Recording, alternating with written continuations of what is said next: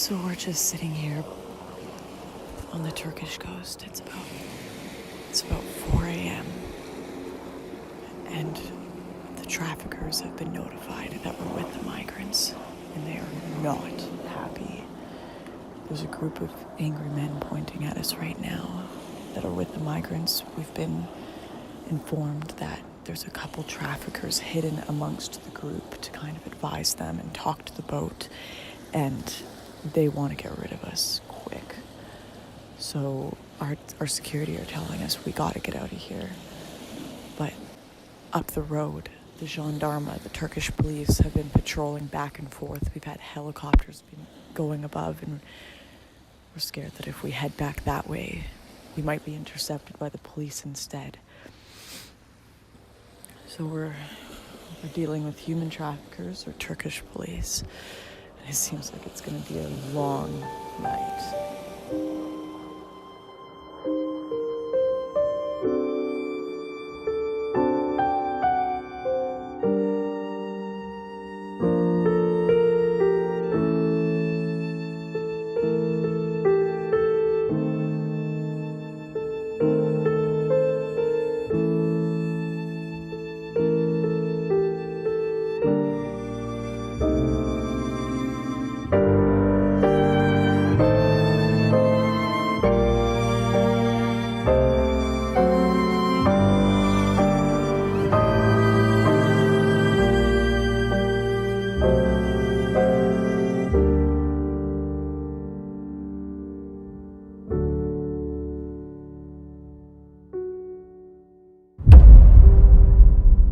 Europe is a continent in crisis.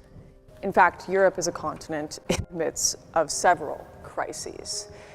From questions about its conscience, its political ideas, its humanitarian responsibilities to the rest of the world, how or if at all it is going to enforce its borders, and the massive demographic changes that it is facing.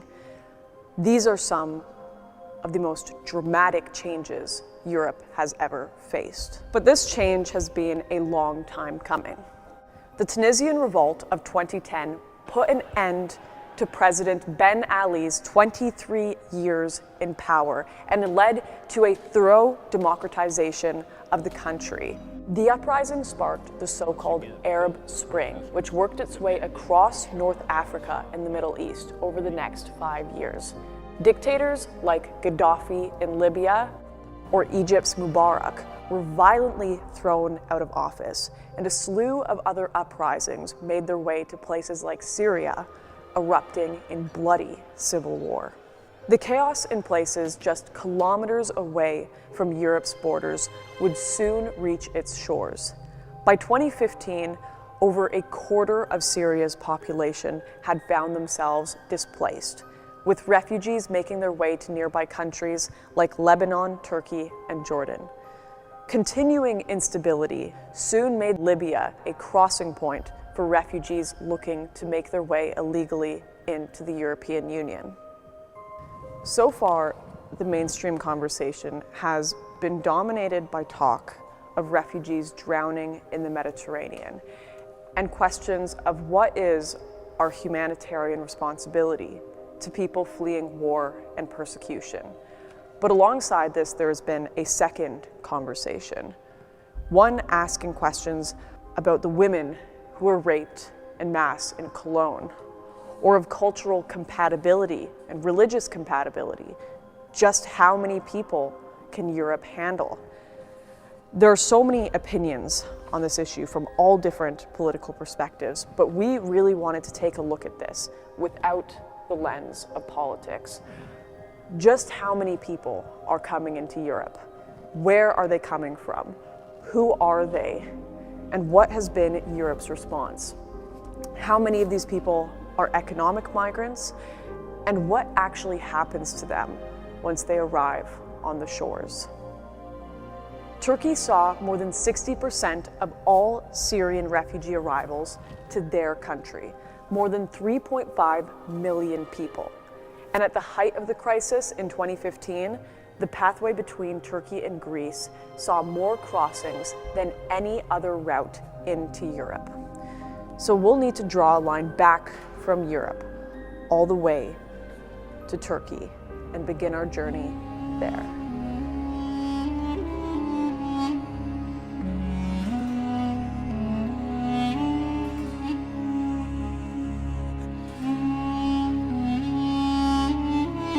So right now we are in Ayvalık, Turkey, and the reason we're in Turkey is because this is where the migrants coming from all over the Middle East take their first step into Europe, whether it be the islands off the coast of Greece or Bulgaria. This is where it is all happening, where the traffickers are collecting the money and setting them off on the boats, sneaking them into trucks and across the border, where all of this begins. At about 3, 4, 5 a.m., boats leave from these shores in Ayvalık to Lesbos, and we're gonna see if we can track down where they're leaving from, see if we can find the migrants, film the boats, and maybe even film the traffickers themselves. That's our goal here in Turkey, to catch what is going on, who are the people going across, and who is facilitating these illegal crossings.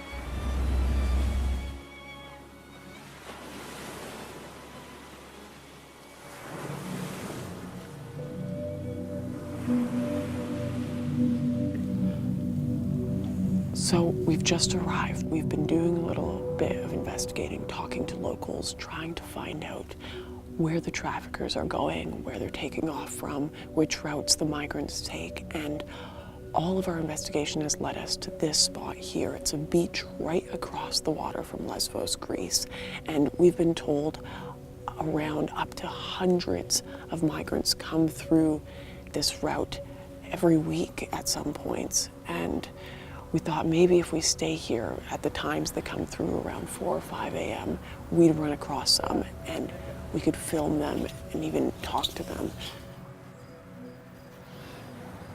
Yeah, this must be one of the spots that they start. Got life jackets here. Some gloves. Got a tube.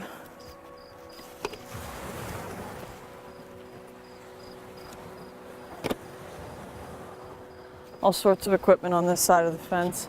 They must hide back here until late, bring the boat over, get people on, and then send them out. It's crazy. See if there's anything else. I'm a little nervous going in there. You want to come with? Blankets, sweaters.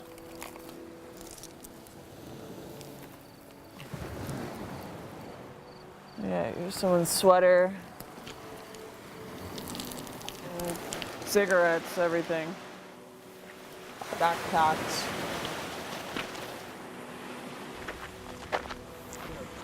We're gonna have to turn off these lights pretty quick here and be super quiet because we don't want to get discovered by the traffickers or the migrants and scare them off, because we want to see what it's like on the ground for these people coming into Europe.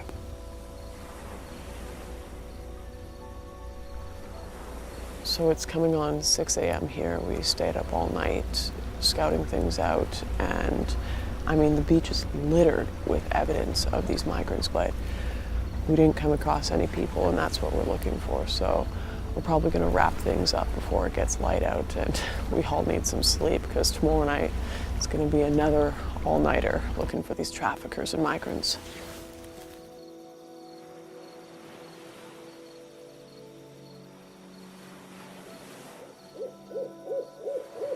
It's 2 a.m. I'm in a small little village in Turkey called Kuru Oba, right across the water from Greece, and I'm here to speak to an olive farmer.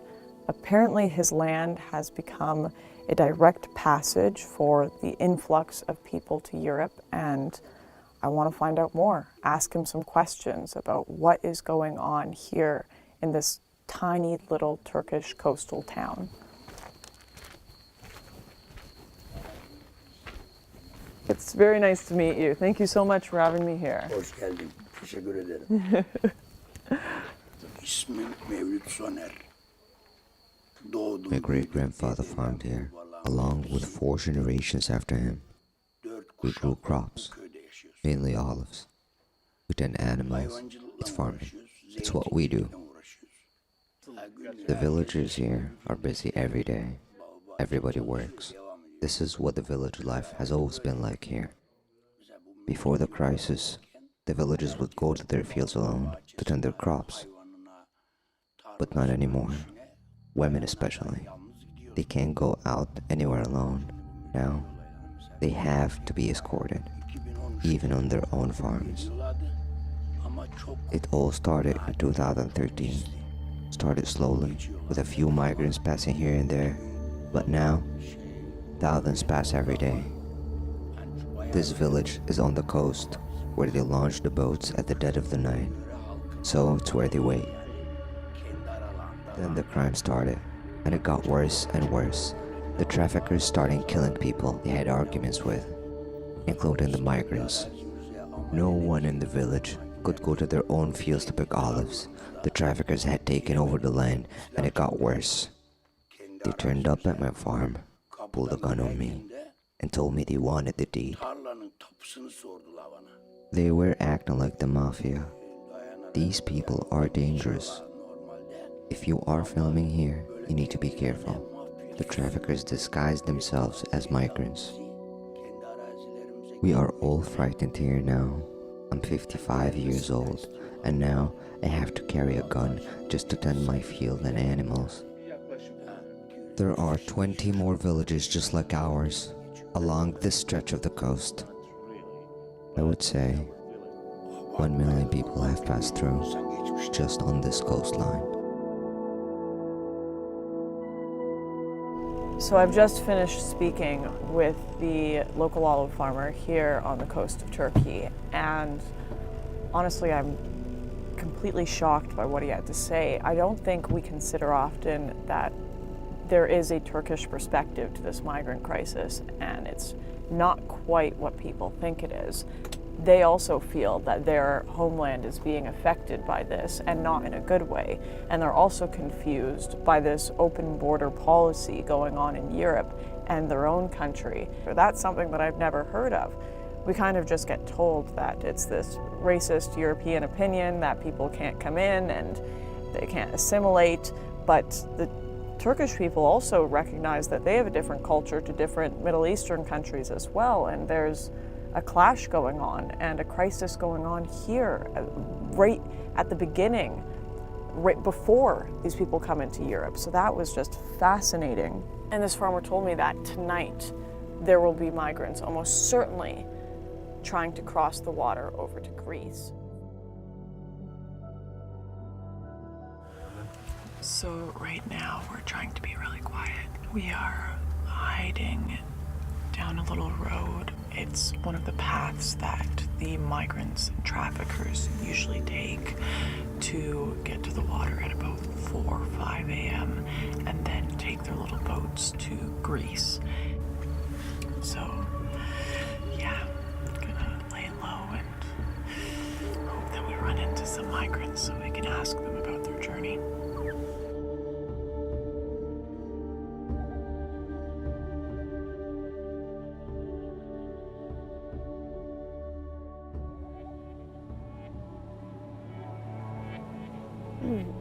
So it's night number 3 of pulling an all-nighter searching for these migrants, and I'm actually a lot more hopeful that we're going to run into some people tonight because we've changed locations and we're in a far more high-traffic area. But after getting that information from locals, we also found out that these aren't just traffickers. Like, these people are armed.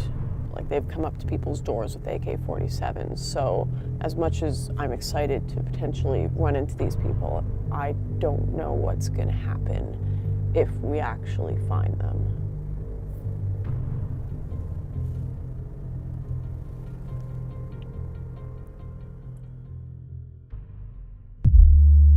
Are the doors locked? Oh my God. Come across.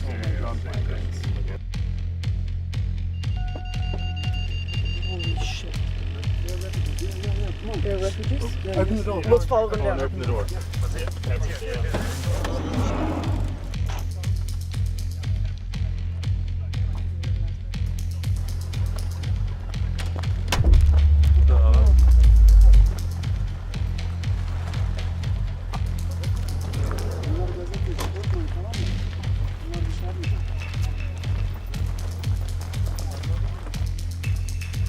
guy in charge is not with them. He just gave them a pathway, told them keep walking and I'll show up with the boat.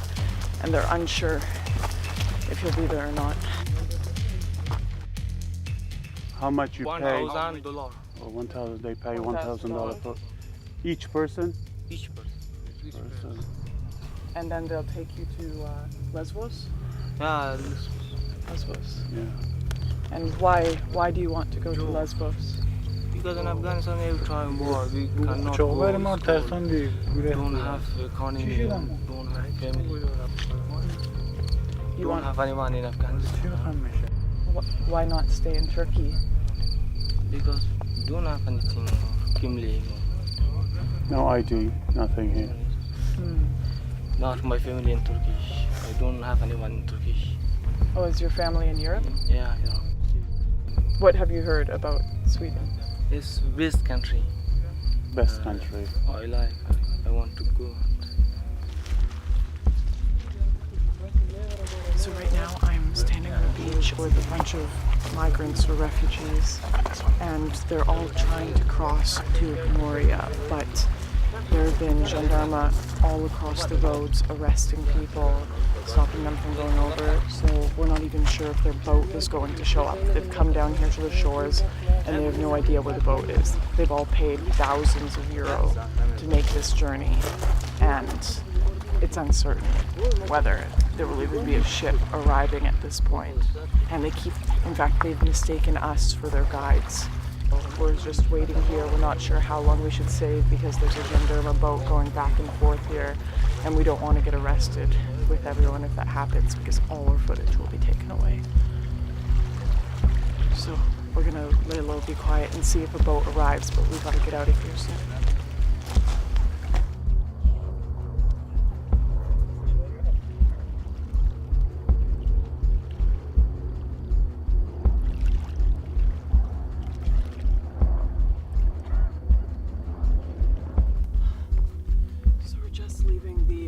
The pickup spot because we don't think there's a boat coming today.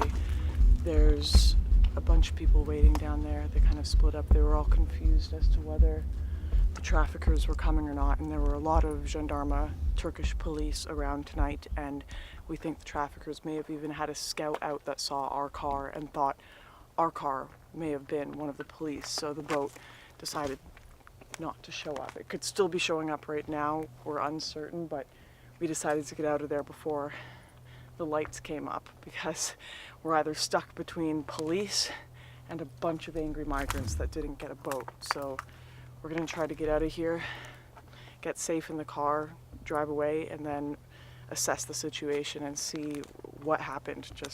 We do not want to get arrested today, and we don't want migrants angry because their traffickers didn't show up.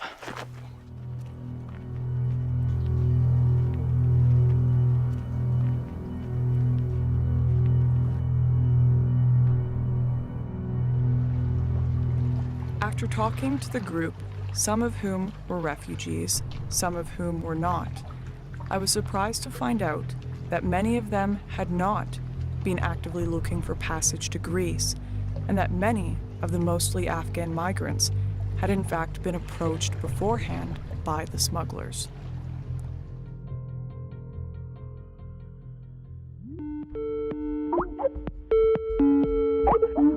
Hey, I haven't heard from you in like a week. We were getting a little worried there. Are you guys okay in Morocco? What's going on? We've managed to get ourselves an interview, a frontline interview with one of the guys who actually traffics people, so places them in a boat, puts them on a boat to Spain. It's been pretty hard to get the interview, but he's agreed to do a video interview for us. There's a couple of issues here in Morocco, though. I'm sure you're aware, but filming is really restrictive legally here. It's pretty crazy. There's checkpoints everywhere. So bring the bare essentials that you can to get this done. Break the cameras down. There is some real ramifications if we do get caught. There has been journalists jailed here, and I need to jump on this quickly the next couple of days.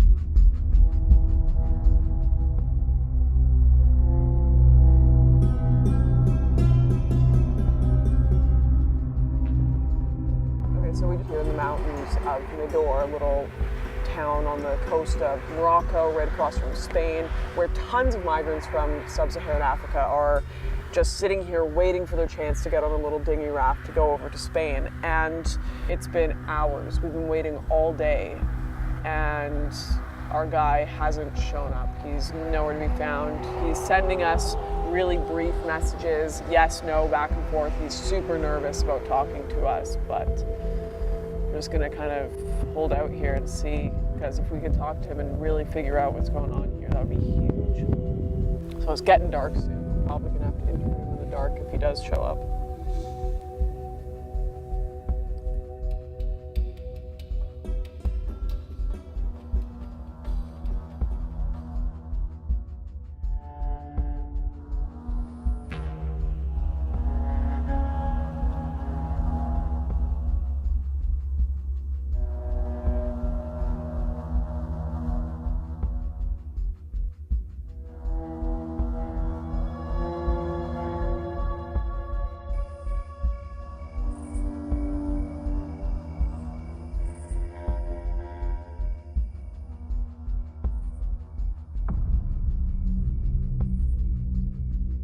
My name is, I'm a Senegalese, I'm 20 years old. I spent 8 months here. How do people get to Spain? People have to spend a lot of money here. They have to spend 2,000 euros. Wow, from Tangier. But it's not guaranteed. When you enter in Spain, you are lucky. When you don't enter, you are lost the money. You try again to have another money to go. So you can pay more for a guarantee? Yeah, the guarantee you have one bank. Everybody, 2,500 euro, 2,500. You have, when the boat enter, the boss have a lot of money. How many people are sent over to Spain from here a week or a month? One day you can have 500 person. One day you can have 500 person, but the months you can have 2,000. Why don't people legally apply? Why don't people try to go in legally? Because of, in our country it's so difficult to have a visa. It's so difficult to have a visa. When you have money to give the government. Is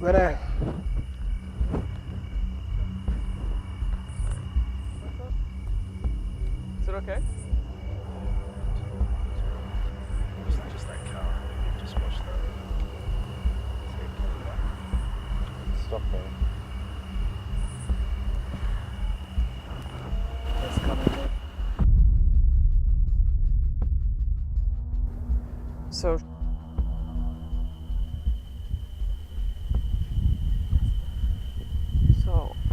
our guy is just one off.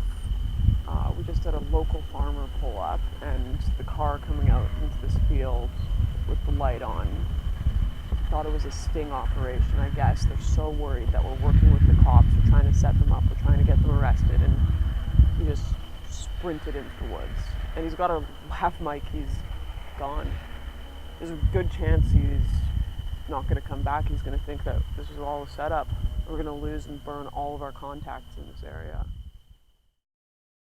So he actually came back, which was awesome, and he brought the lav. So it looks like we haven't totally burned our contacts there.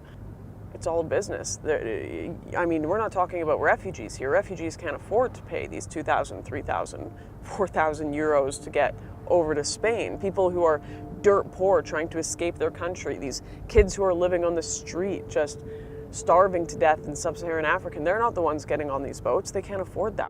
We're not talking about the poorest of the poor. The people who actually desperately need to come to Europe, they're never going to get to set foot there. They're never going to get to come over. They can't afford these prices. That's what's so freaking sad about it. It doesn't seem like any of this, until you get, I guess, until you get to the last leg of the journey where you've got these NGO boats, none of this is for humanitarian aid. And I mean, you've got tons of Canadians, tons of Americans, tons of Europeans donating millions of dollars for these NGOs to go into the water and save these people because they think they're Syrian refugees. They think they're poor people escaping corrupt governments that are oppressing them. And all it is they're just the last leg in a giant human trafficking operation, making these people in Morocco millions and millions and millions of dollars. And the people they're helping are not who they think they are. It's really sad. It's really, really freaking sad. It's easy to underestimate the scale of the operation in Morocco. But when you add up the figures, it becomes clear that these numbers add up to more than 100,000 euros per boat and millions of euros every week. One route that is particularly interesting are these two Spanish enclaves nestled on the coast of Morocco, Ceuta and Melilla. Every day, thousands of legal workers make their way back and forth across what is becoming known as Europe's most fortified borders. It is increasingly becoming one of the largest crossing points in 2018, with thousands making their way to the enclaves and then into the EU Schengen zone.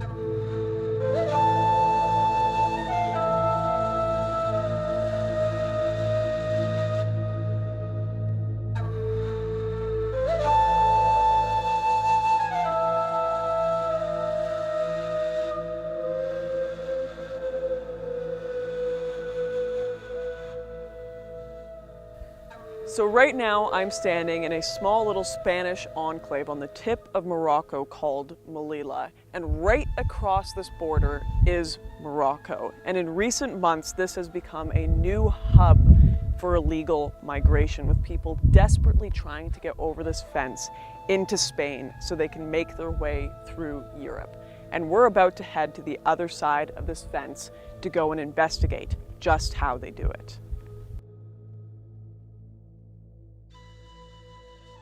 Just kilometers away from the fence, we trekked into the mountains to investigate some of the locations migrants were setting up camps in preparation to make the crossing.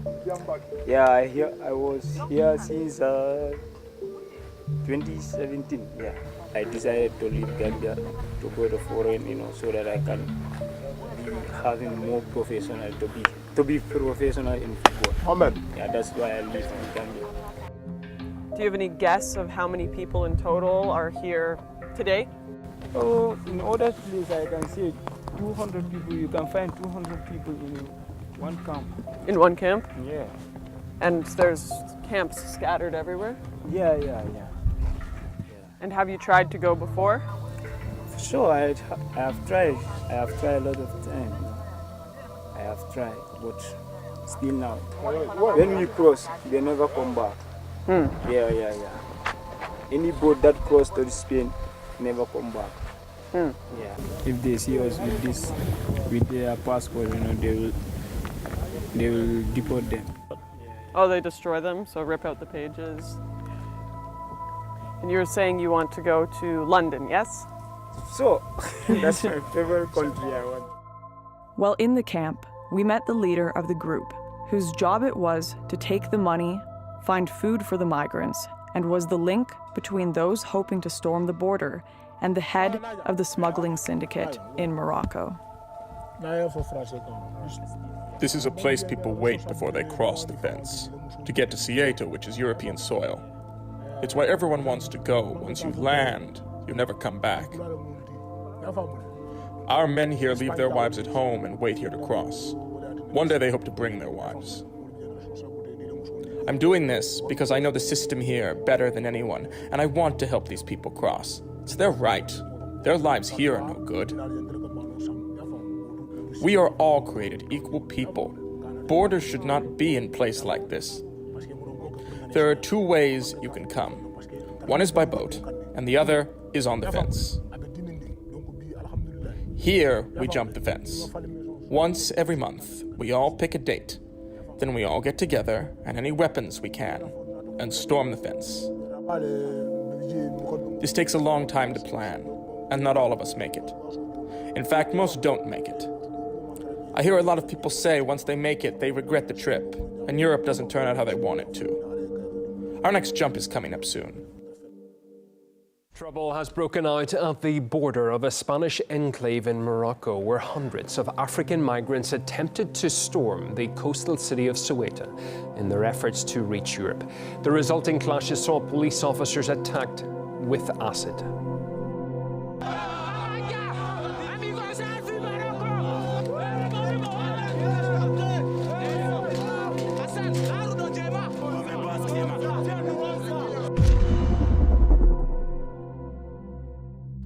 So we need to talk about Moria.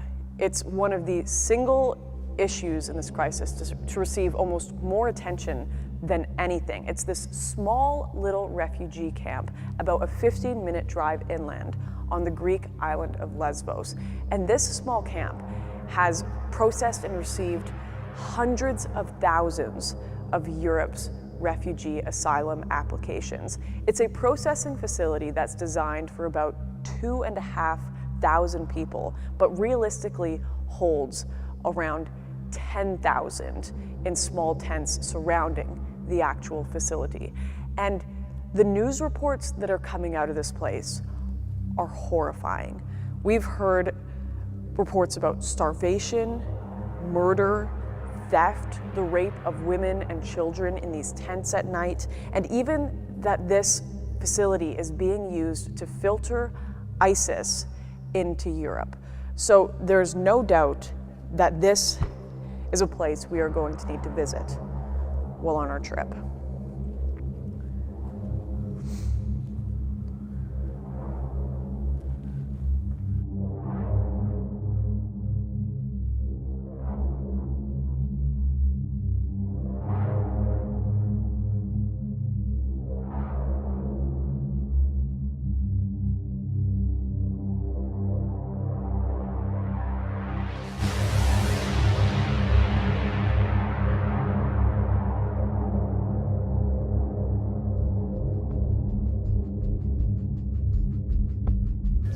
The camp is completely full. Oh, inside is completely full. How many people? Here on all the Moria, just I think nearly 11,000 people. 11,000. Wow.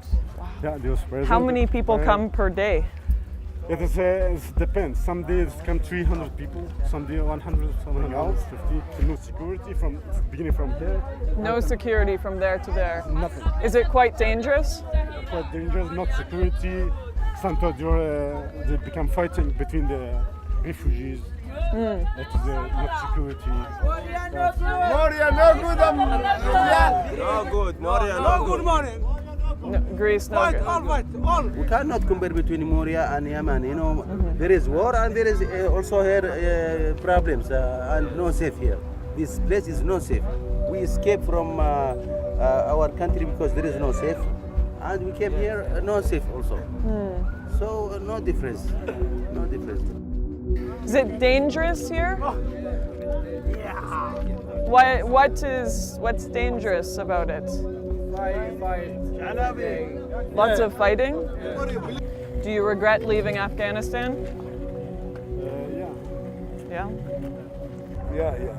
You wish you stayed in Iraq? I wish I stayed in Iraq. Do you wish you stayed home? Yeah, why not? Did it cost you a lot to come here?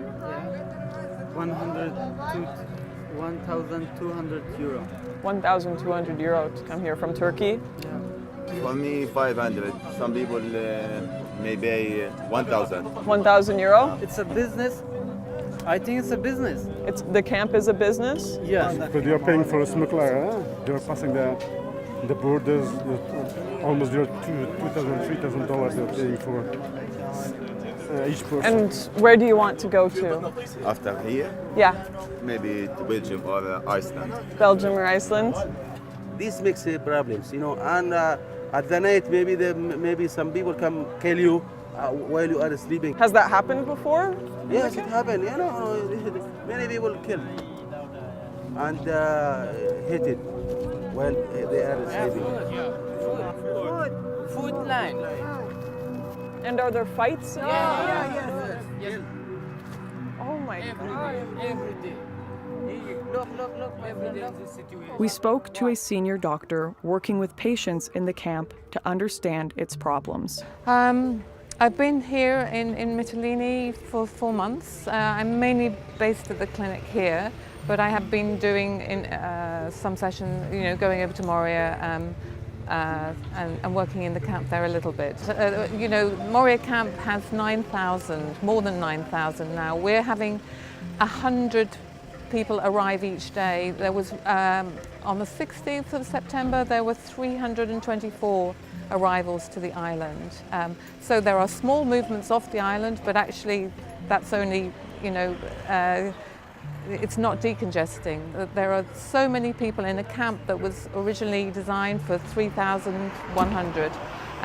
So we need to get people who already, have been identified as being vulnerable. They need to be moved off the island to the mainland, and so they can be looked after, there. Thank you so much. It's a crazy situation. Yeah. It's tough. We spoke to a few people. Oh, I wish I could go home now. I regret coming. It's difficult to say. I mean, at the clinic here we see largely single men. I mean, a lot of the people that we've spoken to are trying to stab women and stuff like that, and it's just... Yeah. I think you put 8,000 people into a place and then, you are putting some ethnic groups together, but it's just the context. You put 8,000 people together and they don't know how long they're going to be there, they don't have any hope, you're going to get violence. Of course you're going to get violence. I guess 8,000 people kind of at the end of I'm sorry, but it's just a recipe for disaster. While Doctors Without Borders were working to help many of the migrants suffering in the camp, several residents made some alarming allegations about Greek government doctors working inside Moria. How do they get you to Athens with the bribe? How does it work?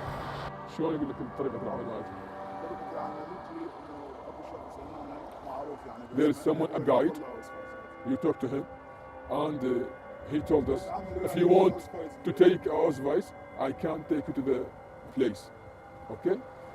He guided him to the doctor and make a paper for them and wait in 2 weeks, 1 month to get these papers of passing. So after that he can pass. So the doctors make them? Yeah, he take a bribery. Also. After reception there is many people told us to come to the doctor. You can sell this advice, you can buy advice, or we can take you to the doctor. He can do something good for you to take official paper to go pass from him. So is the official paper like a medical form? Yeah, medical form. Yeah. So he'll say you have problem, you have cancer, you have something bad, you have dangerous illness, like a cancer, like something like that. You have a problem in kidney, you have a problem in heart, like that. And then you have to move to Athens. Yeah, we must be moved to Athens. As troubling as a potential bribes for passage scandal is, what we heard next was deeply concerning.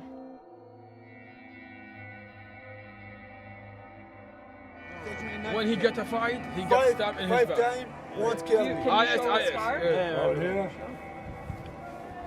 اشرح له الكنزه يا كاظم. هاي يسموها 111 قال 100 3 شفرات يطبقوها سوي. ضربه على راسه. Fight everywhere. Camera problem. We must put a camera. Fred, if you want to protect people, put a camera at least. Big problem here, no give me medicine. To distinguish the criminal. I want to speak just you. Distinguish the criminal. Okay. How do you know it's ISIS? You can come to me and my tent. How do you know it's ISIS? Maybe 1,000, 2,000. You mean ISIS? We will come to your tent and you can tell us. You said you know ISIS is operating in this camp. يقول لك يشتغلون هنا الموجودين هنا طالبين لجوء يعني جاي هنا يطلب لجوء حالة كائلة. Asking for refugee. Why? They are here. لأن مهزوم من سوريا. Because they are defeated in their countries. So they are looking for refugees. They're looking for a safe place. They are here. They can rape, they can kill, they can steal. And they have monster face. كلهم مسلحين عندهم. They have knives. And they are causing violence in the camp. Something bad, weapon. not weapon, like a knife, something like a razors. كل مشكلة إنه نحاول نبلغ البوليس. أنا قبل فترة ضربوني سكينة براسي هنا سكين فيها. Before a time البوليس بلغتهم يقول لي قوم. He got hit in his head. Eh? يقول لي قوم اللاك. البوليس. He said, police tell him قوم اللاك. Go bitch. They do not care about our life. Okay? And they don't care that there are radicals in this camp. Radicals, yeah. We told them to put a camera. We told them many times to put a camera at least to protect ourselves. Okay, we thank them. Okay, but we need a protection at least. Protection. We appreciate what they do. Food, okay, they are providing food, but we need the very important thing is the protection. Protection. And drugs everywhere. This is dangerous. This is a virus. Must be defeated. There are, you say, something like 11,000 people here. How many would you say are ISIS or criminals? Many of them. His life is not safe here.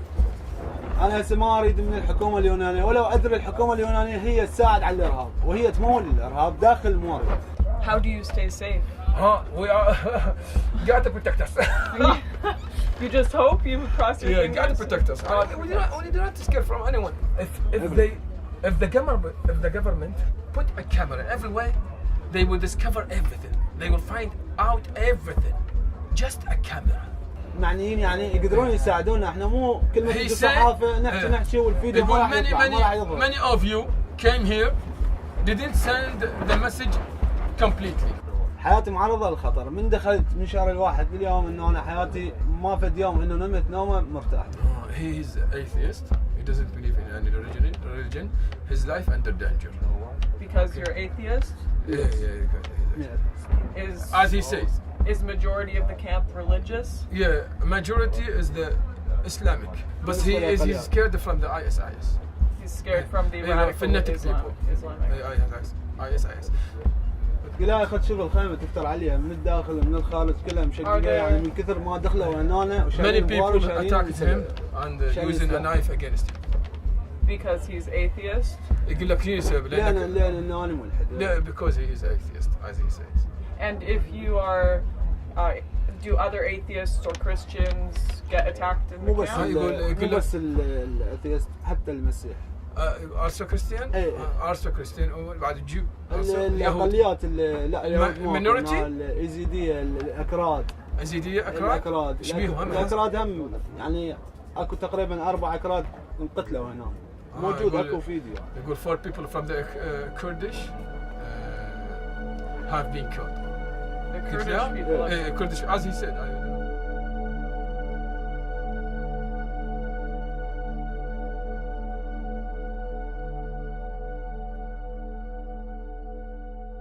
One thing I think that is really important to understand is exactly how these asylum applications work. So in Greece, for example, they have the UNHCR EASO, or European Asylum Support Office, and they are there in the camps doing interviews with these migrants, asking them questions to determine who they are.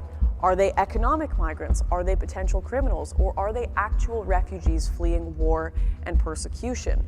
Now, one thing we know is that from 2015 to 2016, 80% of all Syrian nationals' asylum applications into Europe were accepted, with 40% of all other countries being accepted into Europe. Only about 3% were rejected during this time frame, with the rest being delayed until next year.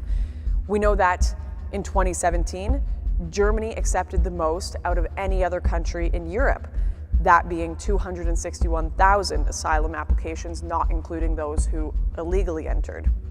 Now, many of these people came through Lesvos, so we want to know just how many of these people are still coming in, who are they, and in 2018, is this process still working the way it was initially supposed to? Ariel Ricker welcomes an asylum seeker to a legal consultation. The Hawaiian-born lawyer abandoned her practice a year ago to set up Advocates Abroad, a group that offers legal aid to those seeking international protection. Ricker herself took on Lesvos, ground zero in this great experiment, out of concern for American human rights standards. America is a land of migrants, and there's an anger, I think, about how this election turned out. We sent a producer to meet Ariel in Scala, a tiny fishing village in the north of the island that was home to several NGOs and hundreds of aid workers and volunteers. In the Goji Cafe, a hub for volunteers, he recorded this meeting. I tell them that this is acting. All of this is acting. It's all acting as though this is theater. So for them to get through, they must act their part in the theater.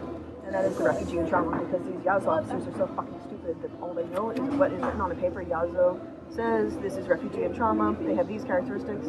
So we coach people how to have these characteristics. So like the first role-playing activity we do is like us being them, and they're the officer. And then we flip around after they've had some practice to see how should I walk into the office, how should I introduce myself, how should I give them a folder, and then how do I sit down, and then when do I stand up, when do I show them how to pray. Why would you need to show them how to pray? Well, because it's a good way to show honesty. It's done in other places too, like not good places, to see if you're truly what you say you are. You can't show how you pray. Like if you're actually Christian. Oh, so if you're saying that you're like fleeing persecution, you should probably know how to be, praying that way. They also ask like, what's your favorite holiday?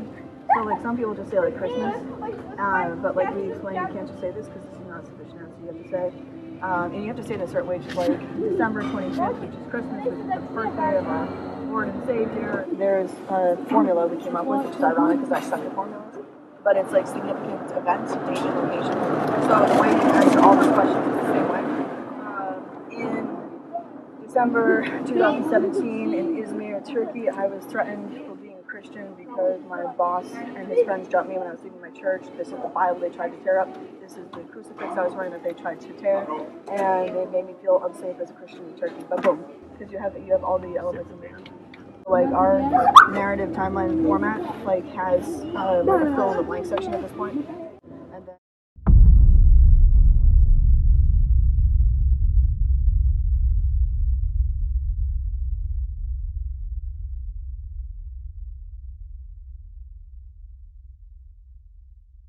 Now, a video has been released allegedly showing the executive director of a major NGO which provides help to migrants discussing how she teaches refugees to lie to border guards.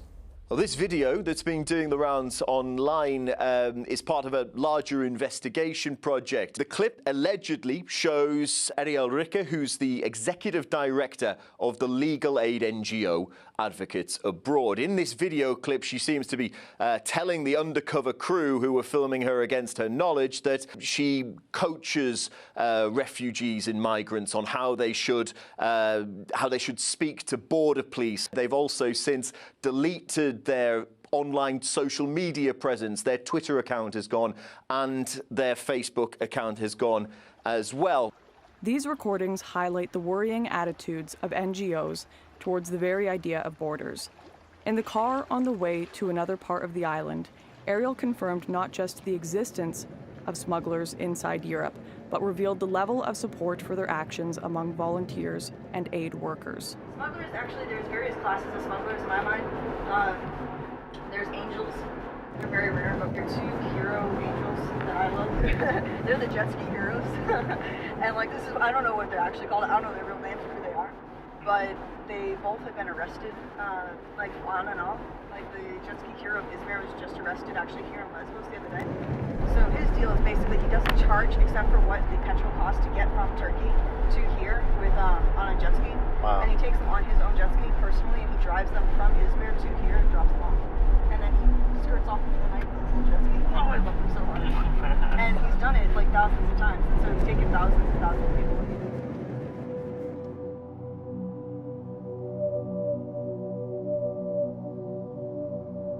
George, you there? Hey, yeah, interesting rumor. Apparently there's going to be a passenger ship docking in Lesbos this morning with the leader of ERCI on it, this Panos Moraitis guy. Yeah, he's the one that's in hiding from police for the last little bit. Apparently he's going to be on this boat. So I think if we can find a way on the boat, we can get an interview with him. But he's been in the news because of these allegations of people trafficking. And, from what I'm hearing, he's been making a fuck ton of money when his organisation is supposed to be rescuing refugees in the sea around Lesbos? Yeah, if I'd be shocked. You know, we know there's a big business going on the other side now, but if it extends all the way to Europe, that's It's exactly what we've been talking about, these European NGOs making big bucks off this crisis. So yeah. Let's do it.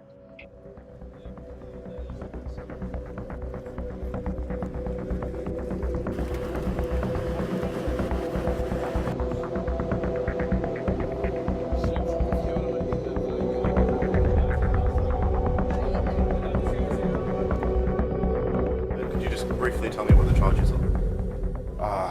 Quite grave, actually. Espionage, getting access to state secrets, facilitating smuggling and human trafficking, money laundering, forgery, and breach of the telecommunications code. And how many people have you helped in the prison? At sea, more than 55,000 people. So, a lot of the media is saying that you are a human trafficker. I just wanted a very direct response to... We have never facilitated human trafficking. We have never assisted any smuggler. We're quite against it. We're here to save lives and nothing more.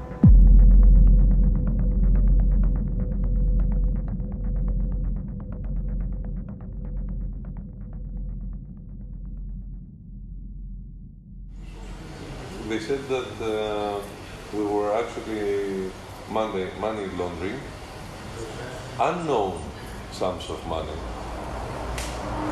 And the press in Greece said like 500 million. And in reality it was 500,000 euro, which if you engage with NGOs, you know, it's a small amount of money actually, for 3 years. Wow. But we were laundering it. So I've just gone back to watch some of the footage, the interview we did with Panos, the head of ERCI, and I'm listening to the undercover recording we have now. Panos denied all of these allegations to the police and publicly. He said they were partaking in no money laundering at all, and I'm pretty sure I just heard his lawyers say to us on tape they laundered $500,000. I'm just also really alarmed here that his lawyer is telling us that laundering $500,000 is nothing compared to what other NGOs do. I don't even believe what I'm listening to right now. I don't know. Is this a one-off thing? We have a lot more investigating to do on this island, that's for sure.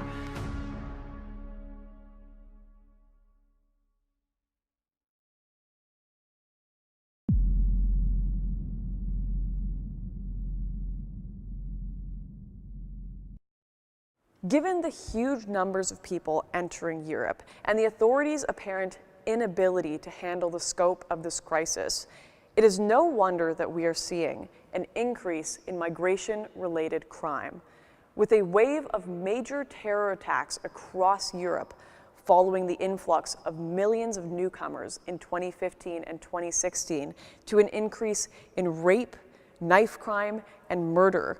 Trust in the European Union's ability to handle this crisis is at an all-time low. At the European Parliament in Brussels, a small but growing number of MEPs are working to highlight not just the cultural cost, but also the economic cost of the crisis at Europe's borders. So what is migration costing Europe right now? Our research is going to show it's somewhere in the region to 150 billion euros to 200 billion euros a year for all the 27 European countries and the European Union funding together. This is not sustainable. Merkel let in 2 million people. That has had a profound effect on the societies, and especially, particularly the Nordic regions as well, in Denmark, Sweden, Norway, that's not actually in the EU but is part of the Schengen area as well. That's had a profound effect. Emmanuel Macron qui veut poursuivre dans ce modèle de l'immigration que nous subissons, une immigration qui vient principalement du Maghreb, d'Afrique subsaharienne. Et évidemment, cette immigration, elle a des conséquences dramatiques, des conséquences économiques et sociales très lourdes. La France, elle compte 6 millions de chômeurs, de personnes qui cherchent un emploi, plus de 9 millions de personnes qui vivent en dessous du seuil de pauvreté. Donc évidemment, ce sont l'une des conséquences de l'immigration. The Migration Advisory Committee said that large-scale migration hasn't brought the huge economic benefits that the left have argued. Actually, in some cases, and particularly now is provable, if you're poor across Europe, you've actually suffered. Your wages have declined. You've become more cramped, more dense in the housing. It's been more difficult to try and get into social services. Those have been accepted facts now. And then there's billions spent on communications, a migrant compact. It's just billions and billions and billions wasted, where actually we could just be centering on the answers, which is our answers, which the voters want, is that we stop the migration coming and the fast tracking of the migrants that are already here, and then to stop more coming. And it is by bilateral negotiation and not by the EU. The EU doesn't have the solution, they are the problem. Of course the NGOs are aiding and abetting, because the NGOs are ideologically opposed to us as well. And ideologically, they're wedded to the fact that there should be a borderless Europe and there should be a borderless world. And so therefore, they are aiding them. You're seeing segregation in Swedish cities. You're already beginning to see segregation in German cities. It's well recognised that if you have large-scale migration rather than drip-feed migration that fits into the economic needs that we have, you'll get segregation, separation, and also people starting to look at each other in a very negative way. This is not the future for countries in Europe. In some of Europe's often overlooked outlying countries, militia groups have taken it upon themselves to bolster Europe's professional border security, often patrolling the deep forests at the continent's far-flung borders.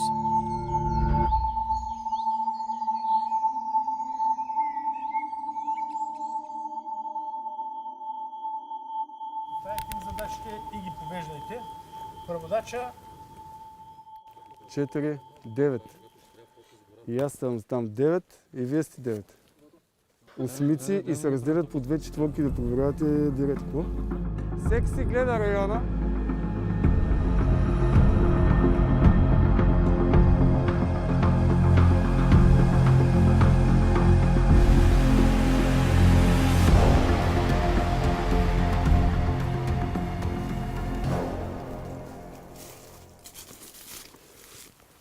Просто на такова разстояние, не малко, много постоянно се виждаме. Винаги трябва да има визуален контакт. Разбираш, постоянно трябва да се виждаме, така вървите, ако аз тръгна нататък, ще тръгнете, аз ако аз тръгна.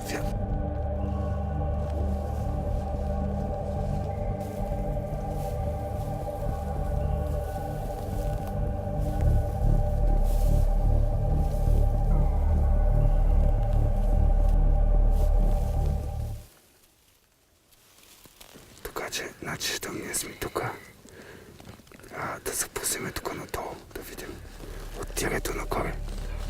Тук е избил от горите на пътя, а тук е за приморска, тук. Това е асфалта.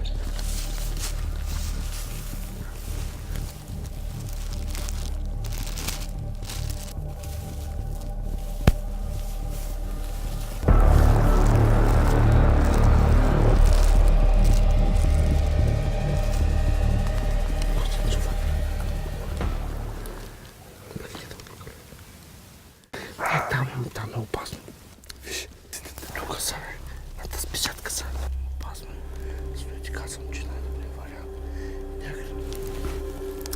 Сержант, чуваш ли ме?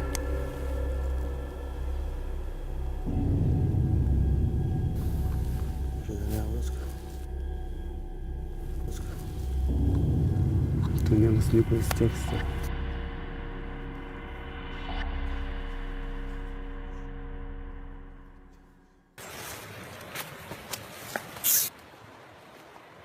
Турки! Обратно! These militias are well organized and intimidating. With mixed support from local and national authorities, many of the men carry only airsoft weapons, but to migrants detained in foreign territory, the effect is just as powerful. Аз самия съм професионален военен, professional military. Завършил съм военно училище. От много години съм извън армията, не се занимавам с това, ветеран съм от армията. Занимавам се с осигуряване на комплексна безопасност навсякъде по света, охрана и разследвания. Complex Security Services and Global Investigation, my private work, business. Но заедно с тези хора, които също са хора преминали през армията, някои от тях не са. Те са граждани, учители, историци, лекари, професори, които в момента ги обучаваме заедно с нас.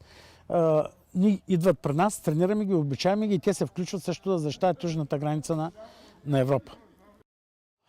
Само за 9 месеца, които са минали, не 11, за 11 месеца, които са минали до днеска, всъщност началото на годината до днес, те са 10 месеца, сме върнали 96 хиляди.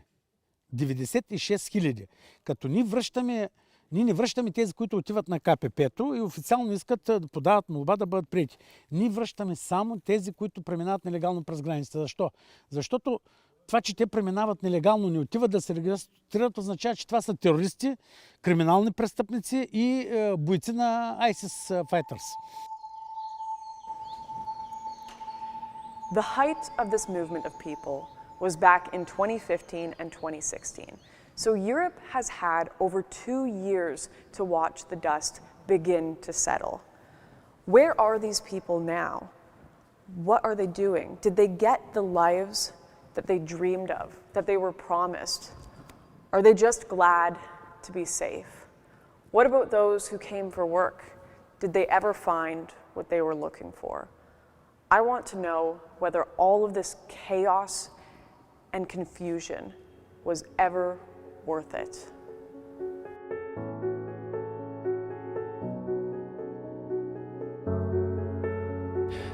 So we're just here in Paris, where tens of thousands of people are arriving from across the Mediterranean. Many people think they are coming to a paradise when they arrive in a big European city like Paris. But in the other camps we found across Europe, a common sentiment is that it was not the paradise they were expecting, and in many cases, their life was better back home. And we want to interview and talk to some of these migrants and see how they feel living here in Paris now, especially where they're staying underneath bridges, where they're sleeping in tents on the streets, where they don't have a job, they aren't really integrating into society. We want to try to understand what life is like for a migrant here in Paris in 2018.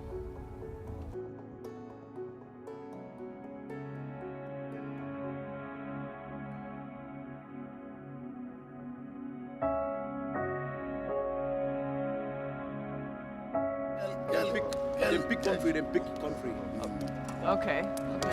Là, ça fait 6 mois comme ça que je suis arrivé à l'Italie. Je suis en France ici. Je n'ai pas de travail, je n'ai rien. Et voilà. Malgré on parle de français, mais on est arrivé à la France, on n'a pas, jusqu'à présent, on n'a pas trouvé réfugié, on n'a pas trouvé autre. Au Mali, tu vois, non, le Mali me manque. Surtout le parcours que j'ai fait, je viens sur la mer, tu vois. Non. Donc je sais que je prends ma vie à risque de venir à la mer, tu vois. Non. Et à ce temps que j'étais au Mali, je n'ai jamais pensé Europe comme ça, surtout la France, tu vois. Non. Donc j'ai pensé que c'était un grado, quand on vient, on va trouver des maisons, on va trouver du boulot pour travailler, pour envoyer quelque chose à la famille qui n'ont rien, qui ne mangent pas à leur faim. Je pensais que c'était dur, mais je ne pensais pas que c'était plus dur que ça. C'est une erreur, c'est une erreur. C'est une grande erreur, c'est une grande erreur. Tous les Africains qui viennent, surtout avec la mer là comme ça, tu prends tes vies à risque, tu vois ce que je dis là-dedans, d'aider encore et voilà. Tu viens en Europe aussi, tu peux faire 7 ans, tu n'as pas de boulot, tu n'as pas de travail, tu n'as pas de papier. Tu vois, et voilà quoi, c'est une grande erreur. Unable to claim asylum, unable to go home, migrants and refugees alike have found themselves stuck between a rock and a hard place. The truth is, nobody wins in this situation. But what about other countries? What happens when a refugee is granted asylum or a migrant is accepted by the state?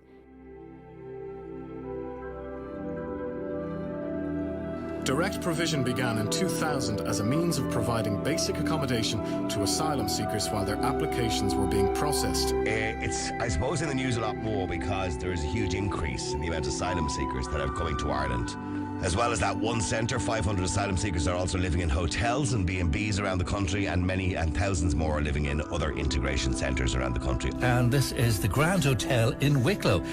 And what do people in some of the towns involved really think? I think it's a disgrace. I really do. No hotel in the town. They need a home too, but we have to look after our own first. I'm afraid. I am. I'm afraid. I'm on my own with 2 kids down here, and then having people that I don't know. Adrian Shanaher is the hotel owner and made the decision to close the hotel and reopen it as a direct provision centre. Quite simply, it was a decision taken for commercial reasons, where we took a view that we could stop those losses or indeed try and turn a profit. In Ireland, small towns have found themselves at the centre of a heated debate about migration and what European nations owe to those seeking a better life.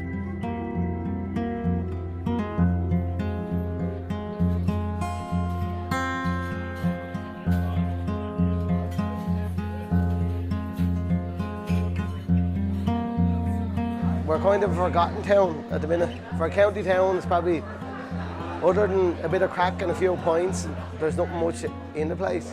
It was misrepresented to the people of the town, and that a lot of the migrants who are living in it are not, they're economic migrants rather than genuine people who are oppressed or something of that nature.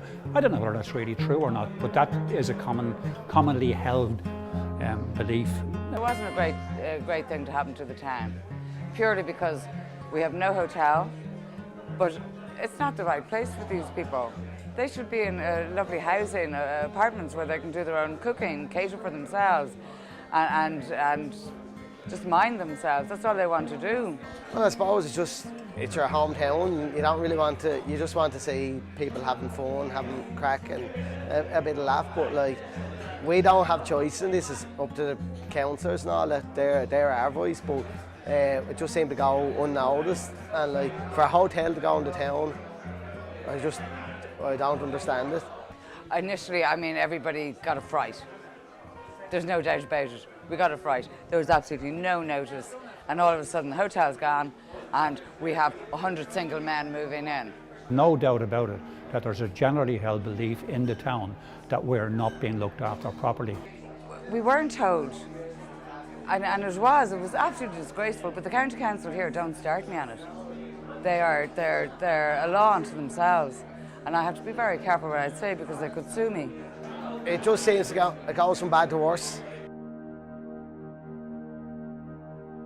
The amount of people that are becoming homeless at the moment is unbelievable. It's heartbreaking to see people coming to you who are lovely people, and they've nowhere to live and they don't know what to do, and you can't say, listen, I can get you a house. The rental market has gone sky high. The rents are sky high around Wicklow, so it's not reachable for people. I think there's 4,000 people on the housing list in Wicklow. Obviously, there's been a provision centre that's opened up in Wicklow, and a few of the people that we've spoken to have kind of expressed concerns over funding. No, not answering that. No, not answering that. Not answering that. Okay, is that just because? No, I'm not answering that. No, I'm not answering it. Can we just stop that for a minute? Yeah, of course. I'm an investigative journalist based in Dublin, and most of my work has been around investigating corruption within the institutions of the state in Ireland. In the past, I would have written quite a lot on the fate of refugees, and I'm talking about genuine refugees, and to the point that I actually won a national campaigning award for my work on the rights of asylum seekers. So I have been very much I suppose, on side with the plight, of course, what journalists wouldn't be, of real refugees leaving war zones. Because we now have a serious housing crisis in Ireland, and we've had it effectively since the crash in 2008. We never had homelessness per se, at least as far as I can remember. I grew up in the 70s and 80s when we had a brutal recession, but I never remember people sleeping on our streets. And in the last few years, we've got this now in Ireland, and it's shocking and devastating to see people in a first world, very wealthy country being reduced to living in tents, etc. So then when you start to study the statistics, you see that 1 in 3 social housing units is going to a non-national. And then you start to look more closely and you see that a lot of our resources in terms of healthcare and education are also being used by people who are coming here at a time when we are not able to look after our own people properly. And to me, when I looked at the figures, I have a background I studied economics in university. And when I looked at the figures, I said, hang on a minute, what are we doing inviting the world and its mother into Ireland when we cannot look after our own people?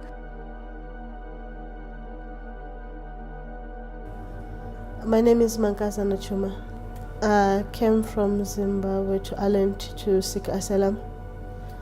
I left Zimbabwe because of the political situation and because my life was in danger with the police, so I had to leave the country. We were protesting with the other members against our former president, Gabriel Mugabe, and they thought it was unlawful that we do that. My life was in danger, as well as my son's life was in danger. And it got to an extent whereby my son even got sexually abused when he was 2.5 years old. So that's when I decided I had to do something. At first I didn't know where I was going. I just, what I knew was that I had to leave the country, and I paid a Nigerian guy. I can't remember the exact figure, but it was a lot of money. I had to pay him to do my passport, which was a fake one, though it's not mine. And he bought my ticket as well, and he gave me the ticket and gave me instructions as to what to do exactly. I went to South Africa, and when I got to South Africa, I got an agent. That agent helped me to come here, and he only said we were going to Europe, but he didn't say where in Europe.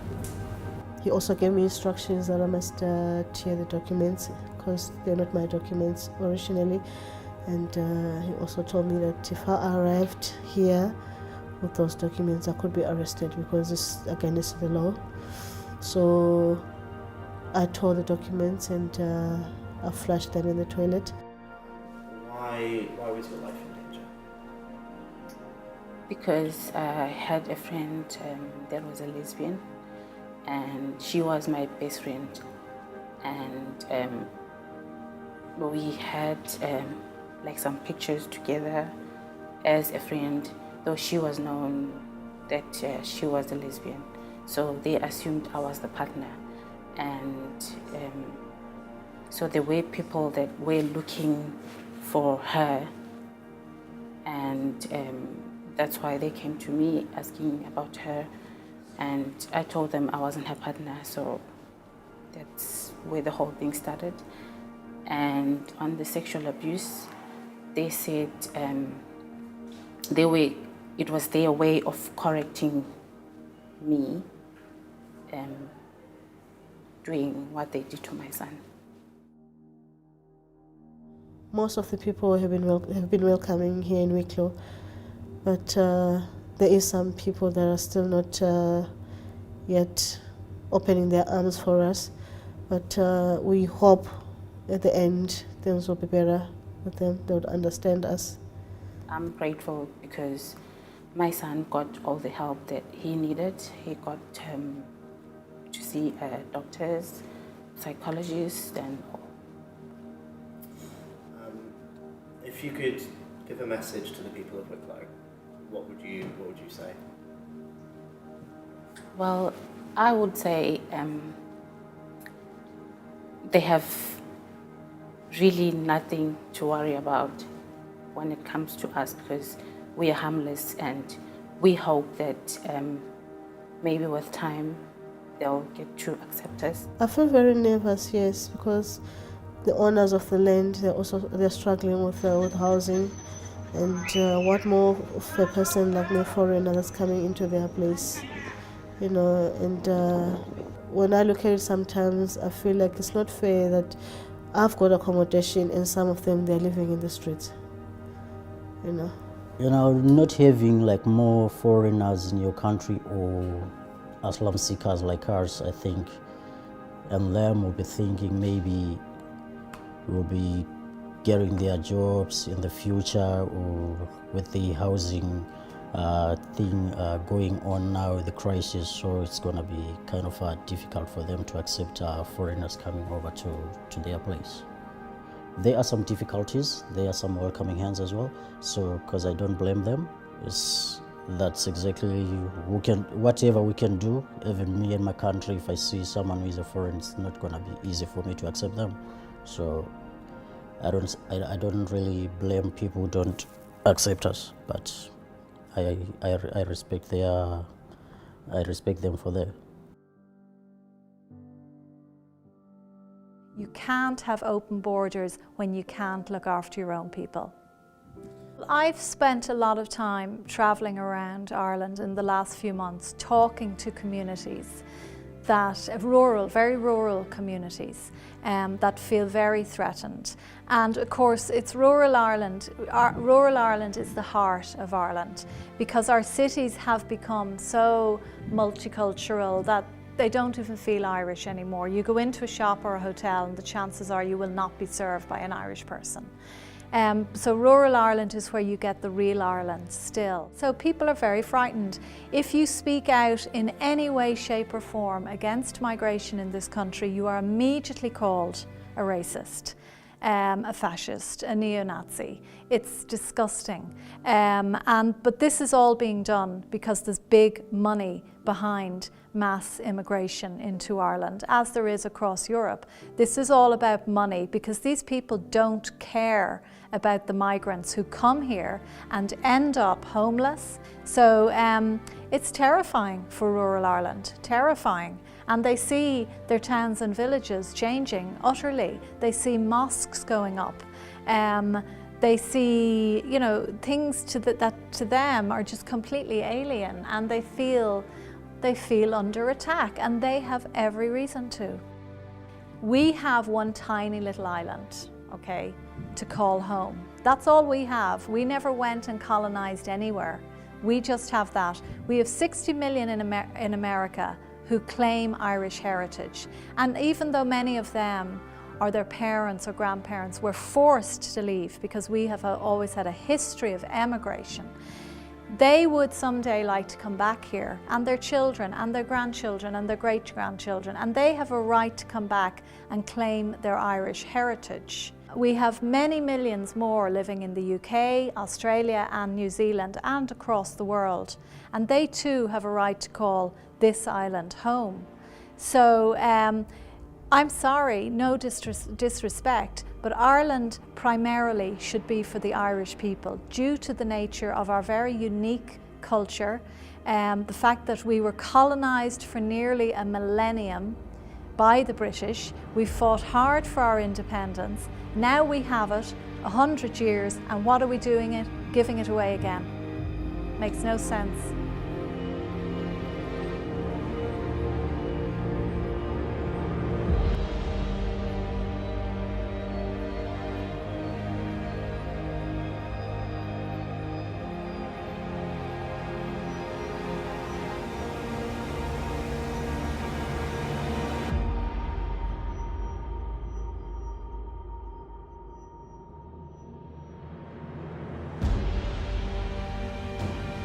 C'est un grand erreur.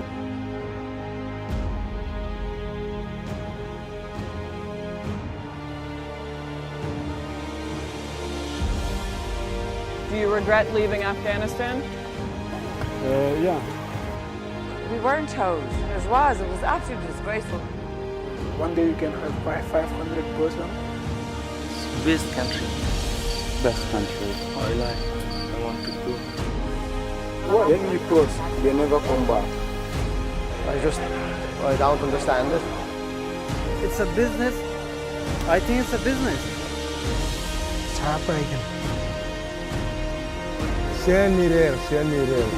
C'est un grand erreur.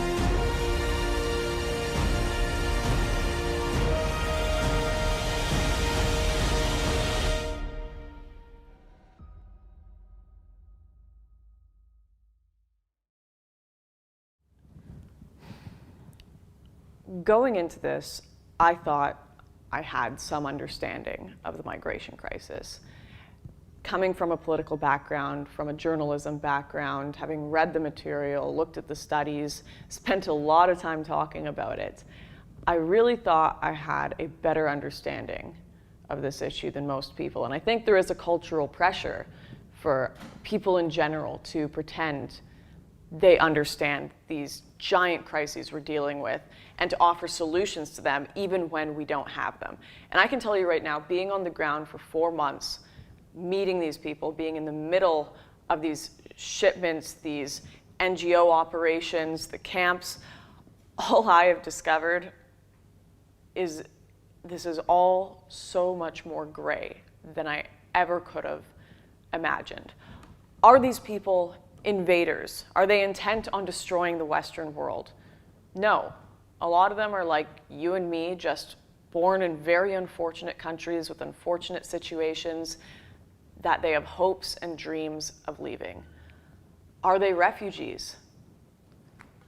I can't sit here and lie to you and pretend that they were. A lot of the people I met, I think the majority from countries that weren't in war, people that had enough money to be able to buy a ticket to get on these boats, who had sold houses that they owned in their home country, who had businesses in their home country. But they certainly weren't coming for the sole purpose of just invading the West, pillaging its resources, or because they wanted to escape some sort of terror. And these are the narratives that are sold to us by the media, that they're either escaping terror or coming to pillage Europe. The truth is, they have been sold a lie. Human traffickers, the media, how they portray Europe to these people is it is a paradise. These migrants truly believe they are coming to paradise. You know, you have all these people who are constantly chanting open borders, who want to help, who genuinely in their hearts believe they are doing good, and they show up at train stations holding signs that say refugees welcome, they knit them blankets, they bring them baskets of food, and they just think that bringing these people in is the most humanitarian and beautiful thing that you can do for both Europe and these migrants. But where are they when the cold French winter sets in? Where are they when these people are sleeping under bridges and living on the streets? And eventually, when we figure it all out, you're going to have a very broken and poor Europe and a lot of hungry, homeless, lost and displaced people who were sold a lie. And a lot of very wealthy, evil men. And this is the story that I didn't expect to find going on the ground, but it's what we got. The story of a borderless Europe is one where nobody wins.